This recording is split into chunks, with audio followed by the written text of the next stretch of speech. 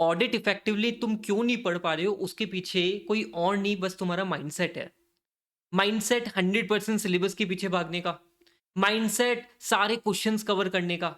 और रिवीजन में ये माइंडसेट आपका नहीं चलेगा। You need to be very smart. आपको अप्रोच ये होनी चाहिए कि 2.5 डेज में अपन ऑडिट को कैसे कवर करेंगे। अगर वो माइंडसेट नहीं है और बस अपन को तो बस पढ़े जा रहे हो पढ़े जा रहे हो, अरे भाई स्मार्ट वर्क नहीं करोगे तो कुछ काम नहीं चलेगा। हार्ड वर्क के साथ में स्मार्ट वर्क आपको करना ही पड़ता है।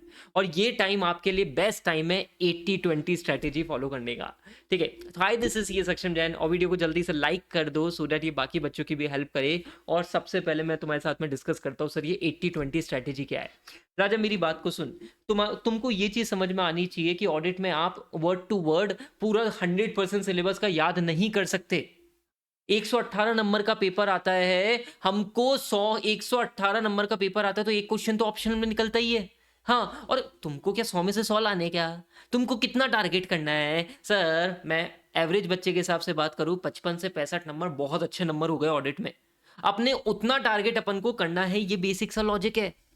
तो थोड़ा सा अपनी स्ट्रेटेजी को रिवाइज करो, तब जाके तुम्हारी ऑडिट बढ़िया तरीके से रिवाइज होगी। सर क्या करना है 80-20 में? क्या है 80-20 में? सिंपल सा है। मैं कुछ चैप्टर्स को लिस्ट बोल रहा हूं तुम्हें। Chapter 1, chapter 11, chapter 2, chapter 6, chapter 4, chapter 7 और उसके बाद में चैप्टर नंबर 5। ठीक है, इसके बाद में आपको मैं एक ऑप्शन दे रहा हूं, चैप्टर नंबर 3 या 8। इन 8 चैप्टर को आपने कर लिया ना, मैं आपको बोलता हूँ 90 मार्क्स का पेपर आपका इसमें से आएगा ही आएगा। 118 मार्क्स में से 90 मार्क्स इन एरियाज में से टच होते हैं। और मैं बोलता हूँ देखो, अपन सब कुछ के पीछे भागे कि सर हम तो सब कुछ ही याद कर लेंगे, बड़ी दिक्कत की बात है। आप पहले इस पे फोकस करो ना। आप अपना एरिया टारगेट कर लो कि सर ये मेरे 90 मार्क्स है, मेरे को इसको अच्छे से करना है। ठीक है, अब सर सर बाकी के टॉपिक्स आप क्या बोलो, छोड़ दे।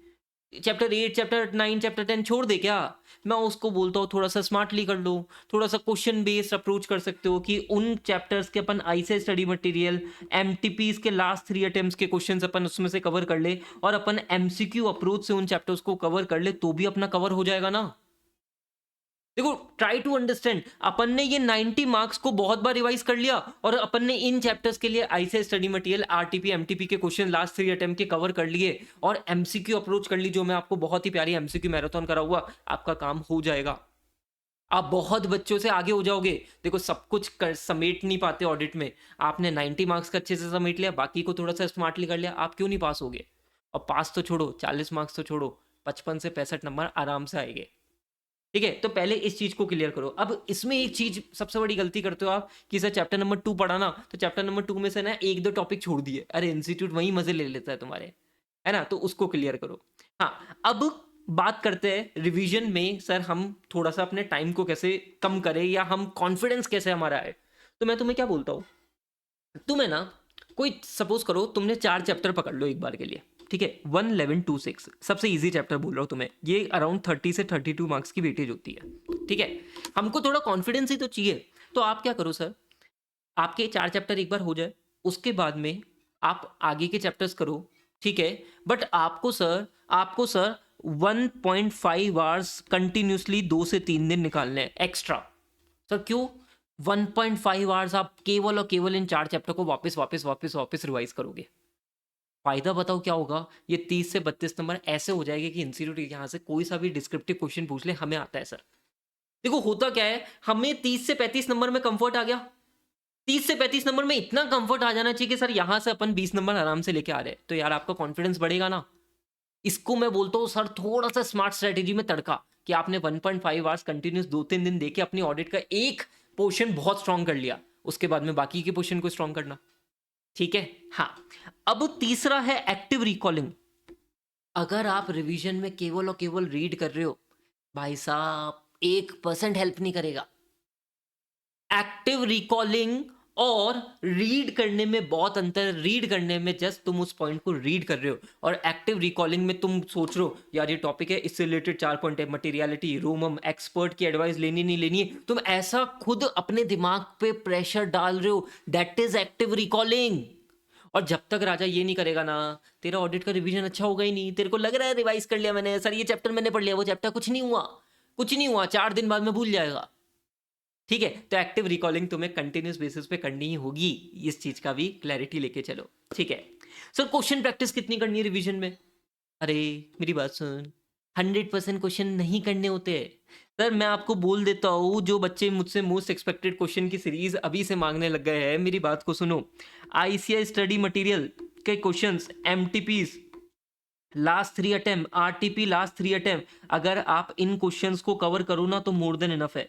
ये है आपके ए कैटेगरी क्वेश्चन।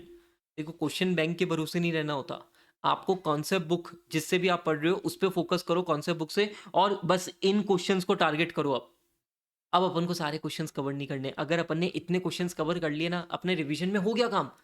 देखो, वैसे भी आपको पता है सर, अपन को चीजें कट शॉर्ट करनी पड़ती है, क्वेश्चंस को कट शॉर्ट करना पड़ता है, तो मैंने आपके लिए क्वेश्चंस की लिस्ट दे दी ना, simple. ICI study material last 3 attempt, RTP MTP, खत्म। इसके अलावा इधर उधर कहीं भटकने की जरूरत नहीं है। ठीक है, ये बात आपको समझ में आ गई। तो क्वेश्चन प्रैक्टिस तुम्हारी लिमिटेड होनी चाहिए, और लिमिटेड में बहुत प्यारे क्वेश्चंस की प्रैक्टिस होनी चाहिए। ये नहीं है कुछ भी क्वेश्चंस की प्रैक्टिस कर रहे हो, अपने मन से दिमाग मत लगाओ, जो मैं बोल रहा हूँ फॉलो करो, हो जाओगे। ठीक है, हाँ। देन ये चीज क्लैरिटी रखो कि सर हमको अप्रोच फॉर 2.5 डेज, लकीली आपको 2.5 डेज मिल गए हैं, तो अपना उससे पहले का जो रिवीजन होना चाहिए ना, वो 4 दिन में होना चाहिए, और उससे पहले का रिवीजन 6 दिन में होना चाहिए। ठीक है, तो इस तरीके से अपने टारगेट कर सकते हो। अब आपको एक है ना बोनस टिप देता हूँ। चैप्टर नंबर 5 है ना, चैप्टर नंबर 5 को छोड़ने की सोचना मत सर, बहुत इजी चैप्टर है, बहुत स्कोरिंग टॉपिक है। मैं तुम्हारे लिए एक स्क्रिबल रिवीजन का वीडियो दूंगा इसके लिए, ठीक है, इस टाइम में। आपको है ना, पहले तो एमसीक्यू के लिए बहुत अच्छा एरिया मिलता है, 8 से 10 नंबर के एमसीक्यू पुट हो जाते हैं कोई कोई टाइम में। उसके बाद में आपको इंडिविजुअल आइटम्स, तो इंडिविजुअल आइटम्स सिंपल सा अप्रोच है कि व्हाट आई एम सेइंग, आप इस चैप्टर को एक साथ कभी मत पढ़ना। आप एक चैप्टर को 1 घंटा या 2 घंटे से ज़्यादा मत पढ़ना, और 1 घंटे 2 घंटे में जो पढ़ा ना उसको रिकॉल करो, फिर अगले दिन सेम करो, अगले दिन सेम करो, तो 3 से 4 दिन में ही चैप्टर आपका हल्का हो जाएगा। एक बार हल्का करना है, उसके बाद में आपको बार बार रिवाइज करना है, आपका ये चैप्टर बहुत इजी टू गो हो जाएगा। ठीक है, तो ये आपके लिए बेस्ट मैंने टिप्स दे दिए हैं। प्लीज प्लीज प्लीज इस चीज को समझो, you have a limited time, if you are going for both groups, आपके पास में लिमिटेड टाइम है। ठीक है, आप इंडिविजुअल ग्रुप में हो, और अगर आपका रिवीजन हो गया है तो आपके पास में फिर भी एक थोड़ा सा टाइम बच जाएगा। बट मैं उन सेक्शंस ऑफ स्टूडेंट से बात करना चाह रहा हूं जहां पे सर गड़बड़ है मामला, कि कोई सब्जेक्ट में रिवीजन पेंडिंग है, और बहुत सारे बच्चों के साथ में यही पोजीशन होती है, तो you need to be very smart in your revision style. I hope you are getting my point. अच्छा, आपको कोई टॉपिक में दिक्कत आ रही है रिवीजन करने में, फॉलो स्क्रिबल रिवीजन सीरीज, वहाँ पे सर हर स्टैंडर्ड के रिवीजन अपन अच्छे से कर रहे हैं। ठीक है, एग्जाम डे मैराथन को आप फॉलो कर सकते हो, बहुत ही अच्छी मैराथन आपके लिए बना रखी है। ठीक है, एंड एक और छोटी सी चीज, सर हमें ऑडिट में कुछ नहीं आता, हमें ऑडिट में कुछ नहीं आता, सिंपल बोलता हूँ, 80-20 स्ट्रैटेजी के हिसाब से गो फॉर बूस्टर बैच। ठीक है, वो आपको सर पूरी की पूरी प्रॉब्लम आपकी सॉल्व कर देगा। क्या ये बात आपको क्लियर है क्या? हाँ sir, done. This is a perfect strategy, use करो, और ये टिप्स को फॉलो करके आपको बढ़िया नंबर 100% आएंगे। Done sir, thank you guys.